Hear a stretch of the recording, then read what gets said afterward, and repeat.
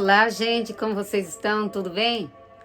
Hoje eu fiquei de falar sobre a árvore da vida, porém eu achei melhor fazer uma conclusão mais bem esclarecida sobre o assunto, né, que eu estou falando, que é o livre-arbítrio e a aliança de Deus. A árvore também está incluída, né? Mas antes de falar sobre a árvore da vida, eu achei melhor fazer logo, resumir todos esses assuntos e falar também sobre a queda angelical, algumas coisas que eu achei necessário falar, e também fazer uma correção sobre uma palavra que eu disse que não está muito correta. É a verdade, mas a expressão não está muito legal. Então, eu vou estar fazendo essa correção, mas para isso eu vou ter que falar algumas coisas que eu já tinha falado antes, porque cada vídeo na verdade, é uma sequência, mas como às vezes tem pessoas que vê só aquele vídeo e aí fica um pouco incompleto, dependendo do assunto eu gosto de completar, né, de já fazer um resumo. Então, Deus, ele é um ser eterno, e como um ser eterno, ele não depende do tempo, ele não está preso ao tempo, ao espaço, ele é um ser que está acima de tudo isso. Então, ele tem acesso ao passado, ao presente e ao futuro. Então, quando Deus ele fez o plano de criar o ser humano, isso aconteceu na eternidade. E a Bíblia ela não vai registrar se um momento em que Deus ali, que a Bíblia falando que Deus, então, ele fez o plano de criar o ser humano na eternidade, a Bíblia não vai dizer isso. Mas a história que leva a esse entendimento por revelações que vai sendo feita na palavra de Deus, então essas coisas vai ficando clara na palavra de Deus, né? Vai sendo revelada passo a passo. Então, o que levou todos a nós, né, que cremos na palavra de Deus, a entender que o plano de criar o ser humano foi feito na eternidade e quando Deus planejava criar algo, Deus provavelmente, com certeza, né, a Bíblia não fala, né, Deus olhava lá para o futuro, mas são coisas que está evidente, né?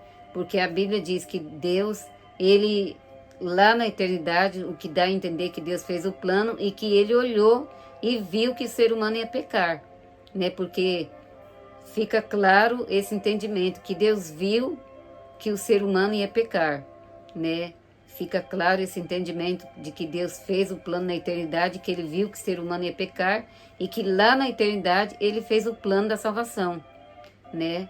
Então, fica claro também que Jesus ele se oferece para ser o nosso Salvador, o sacrifício pelos pecados humanos, porém a Bíblia não mostra esse momento quando Deus fez o plano da salvação, que Jesus se ofereceu, que Deus falou, tu me serás por filho, eu te serei por pai, né? A Bíblia não fala se foi nesse momento, mas tudo dá a entender que nesse momento que Deus fala isso para Jesus, né?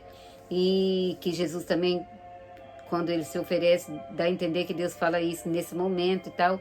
Mas não tem nada assim claro que foi nesse momento, marcando ali aquela reunião, como aconteceu, não tem. Mas as evidências, né, as revelações, como eu disse, vai tornando assim claro, né? De que vai encaixando tudo. Então, por isso a gente fala baseado nos registros, né? Está registrado, mas não nessa ordem exatamente, né? Então, o que entendemos é isso, que Deus faz o plano na eternidade, vê que o ser humano vai pecar, Deus faz o plano da salvação, e aí eu disse, né, que tem uma parte que eu disse assim, que Deus, ele... que tem o questionamento que as pessoas perguntam, mas por que Deus, então, criou o ser humano se ele viu que o ser humano ia pecar? Aí eu disse, né, a minha explicação, claro, tem várias pessoas que faz explicações de uma forma diferente, mas coisas que também têm fundamento, mas cada um tem um modo de ver. Então esse é meu ponto de vista, meu modo de enxergar, né? Eu acredito, eu vejo dessa forma, né? Então eu explico isso daí, dizendo que eu acredito que Deus, ele, claro, Deus tocou em frente o seu plano por outros motivos, como eu disse, mas também eu acredito que por ser ele um ser eterno, ele já nos amava, já nos via, já nos conhecia e já nos amava. Então, para Deus desfazer de seu plano seria como abortar, seria a mesma coisa que um aborto, porque de fato nós já existimos para Deus, né? Desde que lá na eternidade, antes da criação do mundo, passamos a existir para Deus, não porque essa matéria já tivesse sido criada, ele pensou e já passou a existir, não é assim. Quer dizer, passou a existir para Deus por causa que Deus tem acesso ao futuro, né? Então, aí nessa parte, eu falei assim, que Deus veio, né? Deus veio aqui no nosso tempo, Ele nos viu. A gente não sabe se Deus veio em todos os tempos, do começo até a eternidade, quando a história humana vai entrar de volta para a eternidade, né? Eu digo de volta para a eternidade porque o plano foi feito na eternidade, né? E aí vai chegar um tempo que entra de novo para a eternidade. Então a gente não sabe se Deus olhou em todo esse espaço de tempo, se Ele olhou um pouco espaço, não importa. Importa que Deus olhou e já nos viu, né? Então quando eu falo isso, eu falo assim que Deus, Ele... Tem uma parte que eu falo, Deus veio aqui, Deus veio no futuro, né? Mas e são expressões que a gente fala assim, na pressa para falar, a gente termina falando dessas formas. Mas, na verdade, não é que Deus veio aqui, né? E nos viu, já nos amava, por isso Ele tocou em frente seu plano e tal. Sim, é isso, mas não é que Ele veio, né? A realidade é que Deus está no passado, no presente e no futuro. Deus tem acesso a passado, a presente e a futuro. Então não precisa, não é, a expressão não é essa. Deus veio aqui, né? Porque Deus não precisa ele vir, para ele não tem futuro e nem passado, só tem o presente, né, para Deus, porque ele tem acesso ao passado e tem acesso ao futuro. Quer dizer, para Deus não existe espaço de tempo. Ele pode ver qualquer uma dessas fases, né? Ele tem acesso a passado, presente e futuro. É isso que eu queria corrigir. E também já quero aproveitar para fazer uma explicação de algo que eu não sei se tem alguém que pensa assim, porque eu nunca ouvi dizer, mas é algo relacionado aos seres angelicais e eu vou dizer sobre Judas primeiro, né?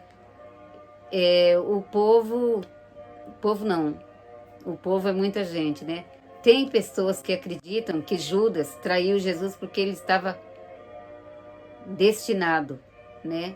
Ou predestinado a trair, porque fazia parte do plano divino que Judas traísse, meu Deus, que Judas traísse Jesus, porque para que acontecesse a morte, a crucificação de Jesus, ele fosse entregue e tal, né? Então teria que alguém trair e tal, e já estava tudo planejado, esse alguém seria Judas. Deus planejou tudo, gente, pelo amor de Deus.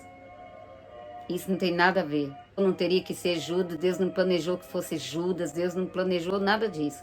Deus viu o que ia acontecer e Deus deixou as águas correr, porque era este o plano divino, que o Filho deveria vir para morrer, para se entregar em sacrifício. Mas Deus não planejou, não determinou, olha, vai ser o fulano, ele vai nascer para isso, ele vai nascer para pecar, o Judas vai nascer para ir para o inferno, porque ele vai nascer para trair, e depois eu lanço ele no inferno, e os anjos também. Então, né, o anjo fulano de tal, para ser o tropeço na vida de todo mundo, e aí eu lanço ele e todos que caem no tropeço dele, lanço tudo lá no inferno, né? Eu não estou dizendo que alguém pensou dessa forma exatamente, mas sobre o Judas eu sei que pensaram, né? Porque eu já ouvi explicações exatamente baseado nessa forma que eu falei mesmo. Então se pensa assim do Judas e não tem nada a ver, porque o Judas ele pecou, ele traiu Jesus porque ele foi uma traíra mesmo, né? Ele foi induzido por quem? Por suas próprias, ele foi levado por suas próprias concupiscências, né? Como a Bíblia diz, o homem é engodado por sua própria concupiscência. É claro que o mal, ele ele cutuca mesmo, ele atenta, né? Todos nós que passamos por essa terra, todos nós somos tentados de muitas formas, de várias formas, de muitas maneiras, né? Mas isso não dá desculpa para o nosso pecado.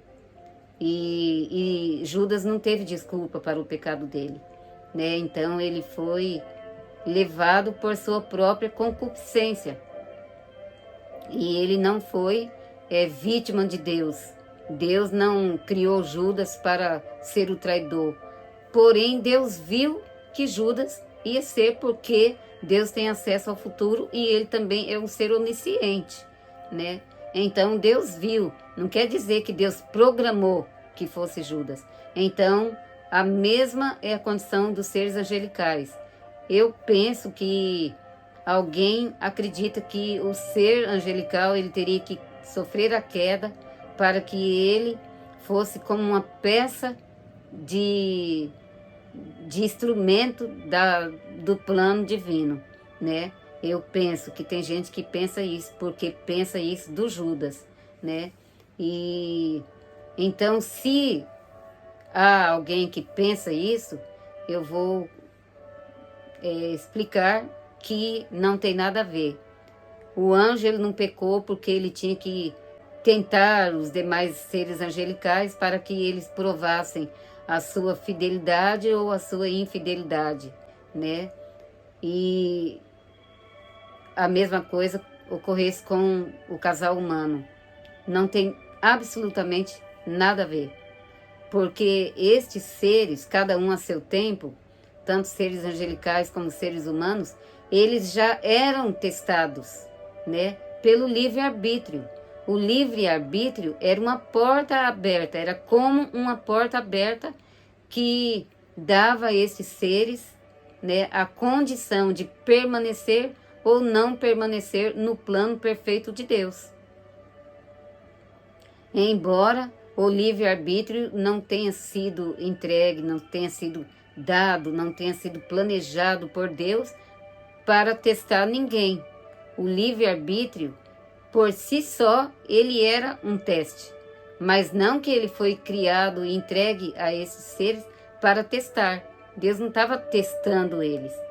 Todavia, o livre-arbítrio servia como teste, né?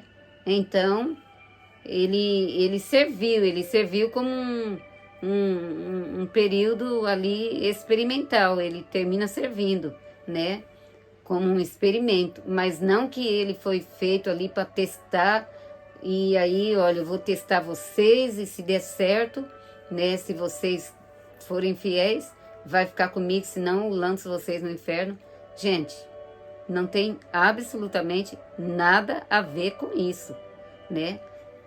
Deus criou estes seres, cada um a seu tempo, como eu disse, e Deus deu a eles todo o entendimento, todo o conhecimento necessário, e Deus também deu a eles santidade, deu a eles um espírito reto, né? Deu a eles entendimento de todas as coisas, cobriu eles de graça, cobriu eles de felicidade, de uma paz que palavras não pode descrever, cobriu eles de toda a riqueza que alguém jamais poderia ter, né? Só vindo uma coisa, vindo de Deus mesmo, porque o que o ser humano tinha, meu Deus, é coisa tremenda.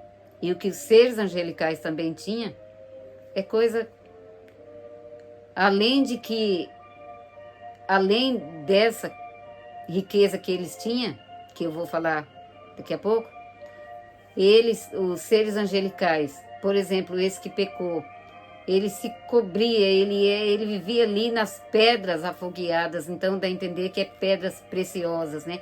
Ele vivia diante do trono de Deus, ele era um ser magnífico, o mais belo de toda a criação de Deus, o que ele queria mais. Então, tinha poder, tinha tudo, tudo. Então, não teria nenhuma necessidade deste ser se exaltar e querer algo mais. Não teria nenhuma necessidade. Ele tinha demais. Deus deu de sobra, né? A toneladas de sobra para estes seres. Os seres humanos também. Porque Deus colocou o ser humano, o casal humano, naquele paraíso belíssimo, né? Colocou Adão ali, deu uma esposa linda para ele, né? Com certeza ele também era um rapaz belíssimo. Ali um casal belíssimo, tinha de tudo ali, tinha uma vida perfeita, eram santos, não tinha inclinação para o pecado. A Bíblia diz que eles não tinham nenhuma inclinação para o mal. Então, eles eram inclinados para tudo que é justo, tudo que é reto, tudo que é ligado à justiça. Essa era a inclinação deles. Eram santos, né?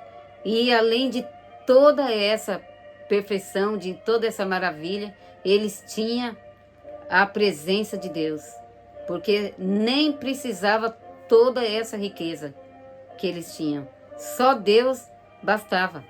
Só Deus bastava. Gente, eu falo isso com toda certeza, absoluta convicção. Por isso que eu disse no vídeo anterior, se Deus falasse, eu vou morar no inferno, eu ia querer morar lá também. Porque o inferno não ia mais ser inferno. Porque onde Deus está é céu.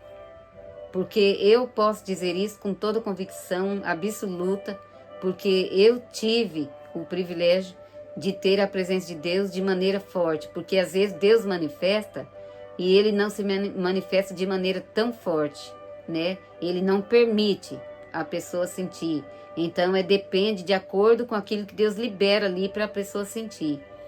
Então, Deus, ele liberou para mim sentir de uma maneira forte a presença dele. E é claro que eu sei que ali ainda era só um fagulho, né?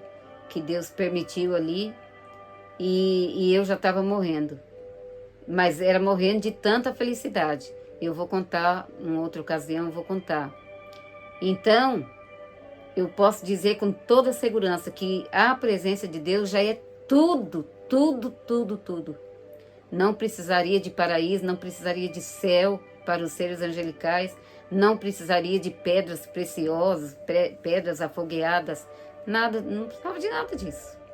Só a presença de Deus gera tudo. Agora Deus estava criando seres racionais. Então, Deus, ele sabia que um ser racional, ele tem a mente livre, né? É um ser sábio, é um ser que tem condição de fazer planos, projetos e que tem entusiasmo, tem emoções. Então, como um ser sábio, um ser inteligente, era necessário Deus, então, ele colocar pelo menos uma lei, né? A gente não sabe como que foi na história dos seres angelicais, mas na história dos seres humanos a gente sabe. Então, eles tinha toda a riqueza e toda a perfeição e eles estavam criados dentro de um sistema que dava ali a força total e completa para esses seres permanecerem fiéis a Deus, absolutamente fiéis por toda a eternidade. Porque tem pessoas que pensam assim, mas era tentador, né? Ali, aquele fruto ali, tal, era muito tentador. Sim, podia dar vontade e tudo, mas a força que eles tinham para o lado do bem, da obediência, e a parte deles serem santos e de ter toda aquela riqueza e a presença de Deus, que era a glória maior, o amor a Deus e tudo mais, era fortaleza, era um castelo de fortaleza, sabe? Contra o erro. Então, na verdade, e eles não tinham inclinação para as coisas do mal, para o pecado, não tinham inclinação para nada disso.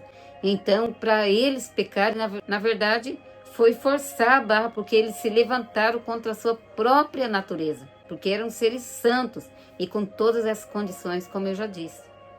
Então, o livre-arbítrio, a questão deles serem criados com liberdade, já era uma porta aberta que dava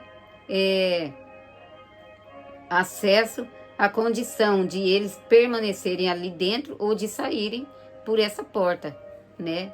E rejeitarem o plano perfeito de Deus. Eles tinham a mente livre, que tinha emoções e podia fazer criar qualquer ideia, né?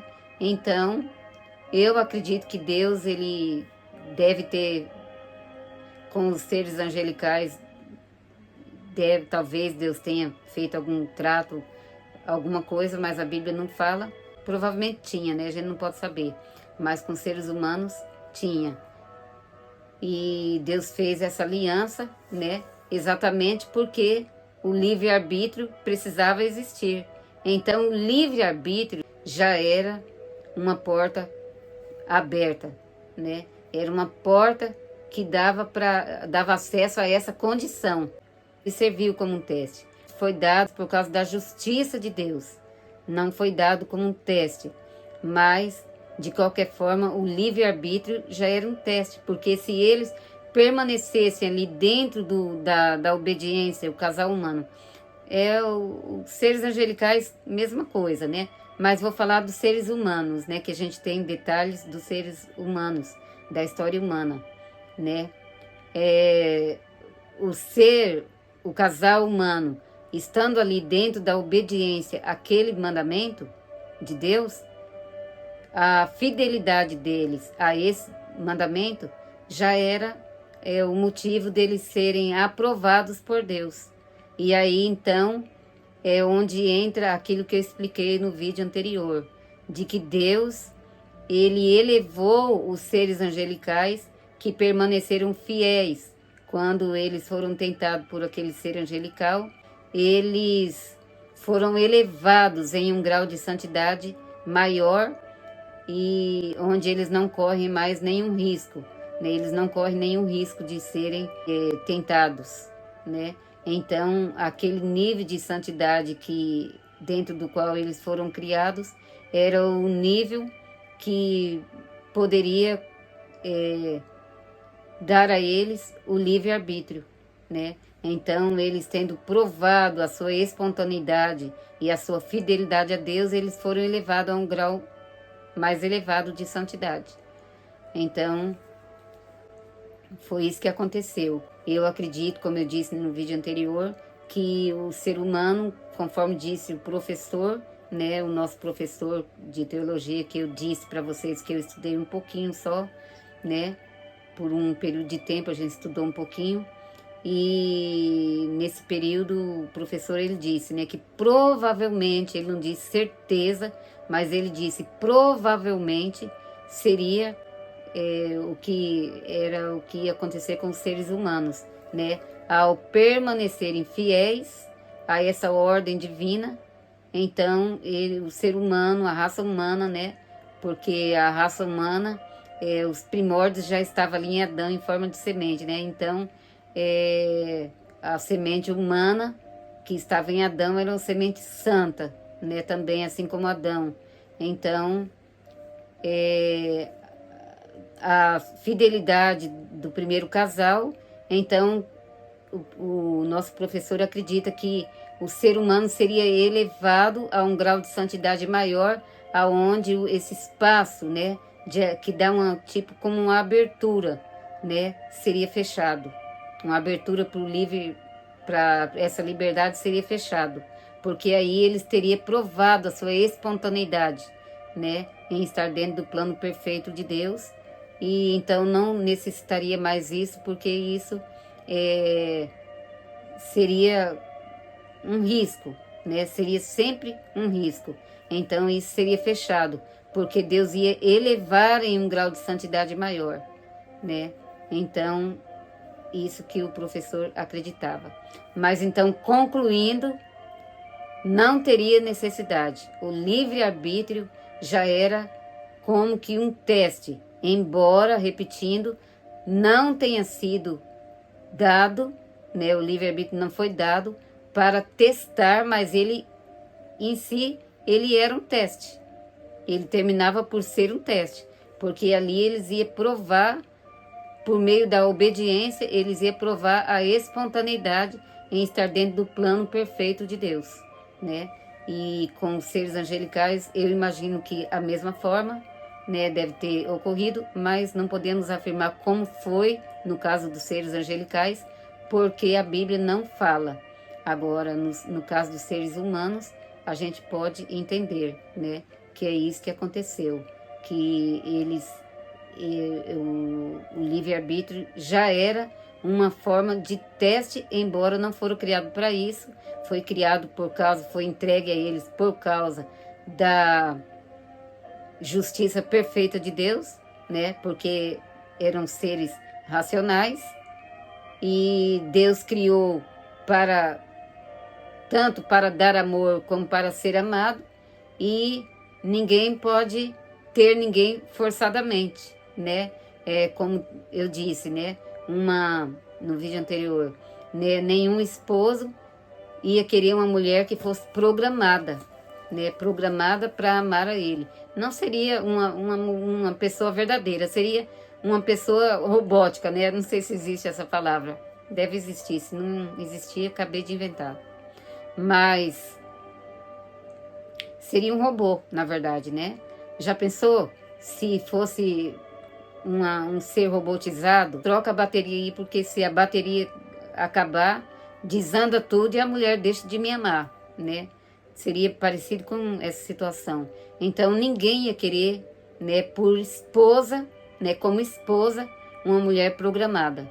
E se o ser humano, né, que tem inteligência apenas, né, um fagulho, né, da inteligência de Deus. O ser humano é muito inteligente, mas é só um fagulho comparado a Deus, né?